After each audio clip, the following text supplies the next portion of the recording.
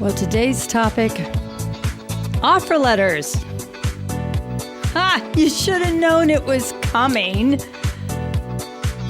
If you watched or listened to the show here a couple of weeks ago, you heard me talk about employment contracts. And, it was interesting. I started thinking about that show and I thought, oh gosh, we probably should break down the contents of an offer letter. Because how many of you are out there looking at jobs, or maybe you signed your offer letter a long time ago and you don't remember what's in it. So let's make sure that if offer letters are being written today, they've got the right language in it. You're listening to The Human Resource. My name's Pandy Pridemore. We're here in the ICRC-TV station in Cincinnati, Ohio. And offer letters. Remember, they're not employment contracts. They're not. Offer letters are a document to specify the terms of employment. I mean, it's pretty plain and simple. I remember years and years ago, everybody wanted to extend employment, get a handshake, and that was it. Anymore, we can't do that. We absolutely cannot do that. So let's talk about the contents. Obviously, date the document, date it the day you're putting it together, and include the individual's full name. So do it like an old-fashioned formal letter.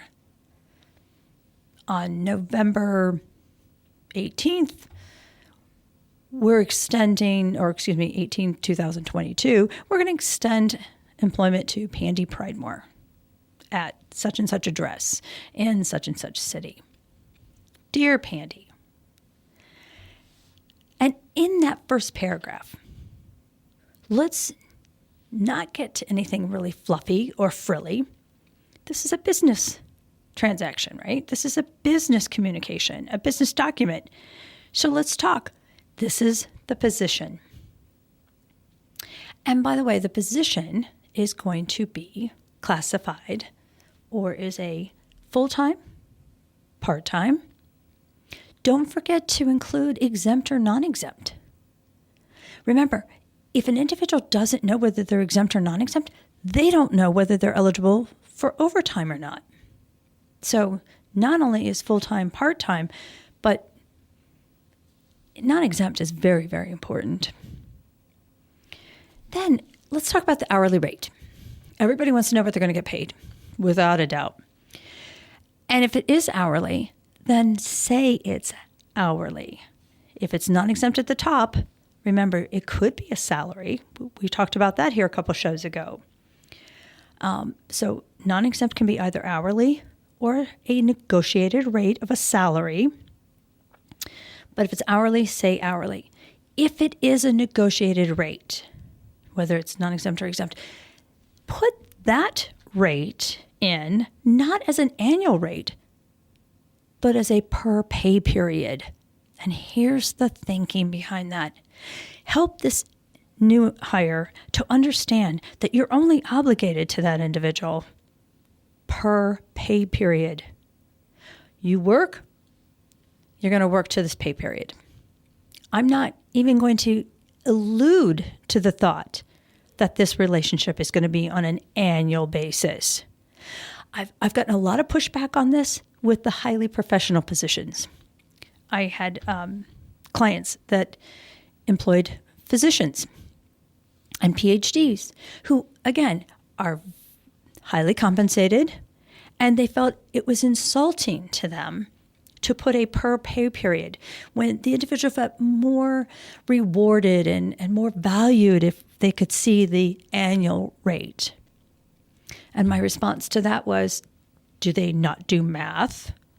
Can they not put together that if they're paid $1,000 a week, that would come up to $52,000 a year? And if they can't do that, what are we hiring them for? So I I know. Sometimes I can be a little straightforward, but come on, you get the point. Let's not make any promises. Let's not allude. Let's not, again, perception. Let's not lead to a perception that the individual is going to be employed for a year. We're going to pay you per pay period that you work. Then many times individuals like to put in these offer letters who the position will report to. And here's a suggestion on that. Because people come and go, start by just putting the position of the who this individual will be reporting to. They will be reporting to the director of marketing. They'll be reporting to the VP of operations. Not, they'll be reporting to Julie Bauer. They'll be reporting to Rick Scott. Remember, Rick might leave. That doesn't mean that this employee is going to follow Rick. It means that Rick left. And whoever replaces Rick, that's who this position and this person will report to. So think about that and look at how you're doing your offer letters now and make recommendations that moving forward, you don't put names there. Start dates are always important. And many times I've seen companies put to be determined, TBD. And that's nice if you truly haven't negotiated an actual start date, but be careful. Because what you don't want is this individual to hang you, accept the offer, sign the letter, but never give you a start date. Because they're still out there applying for other jobs to see if they can make more money. So in circumstances where you're really confident that the individual is committed to you, I get the TBD. However, best practices would state to be determined to be no later than, and then put a cutoff date. And you can do that. Absolutely, you can do that. What about location? I think putting a location, this position will report to the office or the corporate office at such and such address. What's really nice in today's world is this is a great opportunity for you to establish an essential work function of whether the individual needs to be in the office or whether remote work is possible. So this position will report to the corporate office at 6271 Sharon Road, or work remotely no more than 2 days a week. Whatever you think is going to be the best representation of what your expectations are for this working relationship, I would highly recommend, if you can, get it in that very initial offer letter. It will be a wonderful foundation of understanding that you can refer back if the individual decides, well, wait a minute, I really want to work remote all week.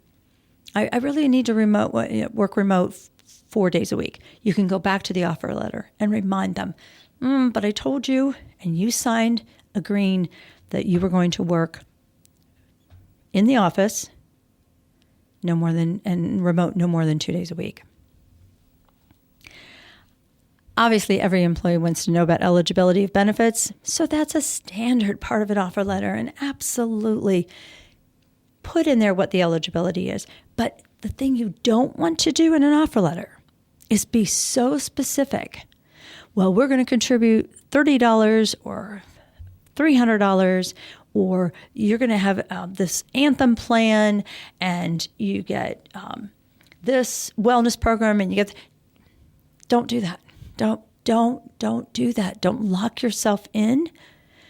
Though everyone expects benefits to change, everybody understands the flexibility around benefit enrollment, you don't want to give them the perception that you will always be paying $30 or $300 towards their premium. You have to allow yourself the discretion to change if this is going to be a long-term relationship. And remember, benefits, without a doubt, are going to continue changing. So give them just enough, and maybe if anything, you put in there the plan description or the plan summary is available upon request. That's quite appropriate. Or let them know once they become eligible, HR will be sitting down with them and working through this.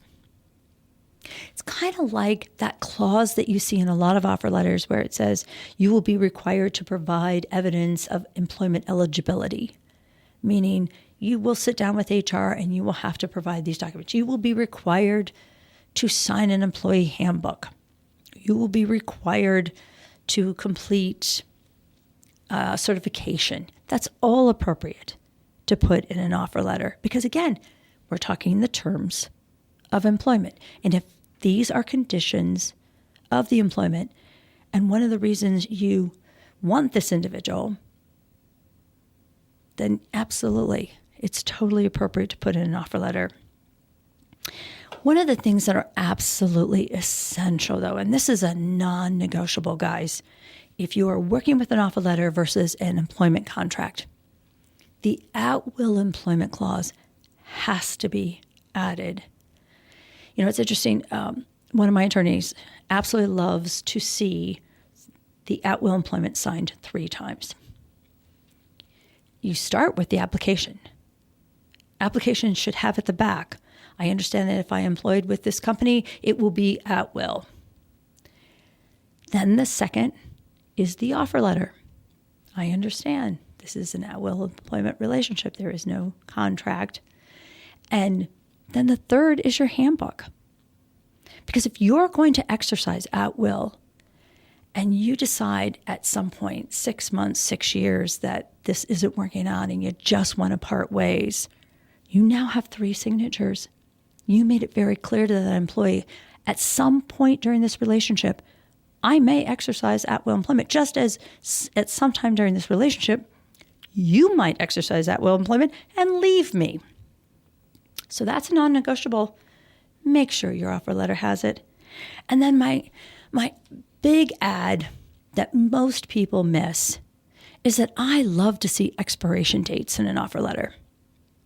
This offer is good until, or a signed copy of acceptance of this offer letter must be in our office or received by email by the end of business on this date. Why is this so important?